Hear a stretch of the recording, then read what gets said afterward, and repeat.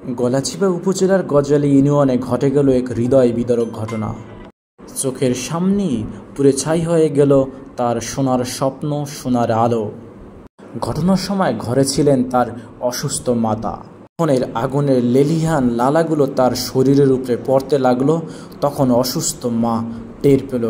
স্থানীয়দের সহযোগিতায় তখন দ্রুত তাকে বের করা হলো।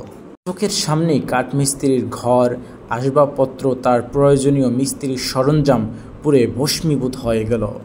কোনোভাবেই মিস্ত্রির কান্না যেন থামছেই না।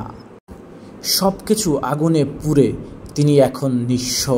উক্ত হৃদয় বিদারক ঘটনা শুনে ইমাম শিকদার চ্যারিটি ক্লাব তথা ISCCR টিম সাথে সাথে পরিদর্শন করেন। পরিদর্শন শেষ করেই তারা সাথে সাথে ISCCR এর পক্ষ থেকে আজকে আমাদের প্যাকেজে ছিল 25 কেজি চাল, ডাল, তেল, আলু, পেঁয়াজ থেকে শুরু করে মোটামুটি একটি সংসারে মুড়ি থেকে শুরু করে যা প্রয়োজন আমাদের স্বেচ্ছাসেবী যারা আছেন তারা সেগুলো নিয়ে যাচ্ছে। আলহামদুলিল্লাহ।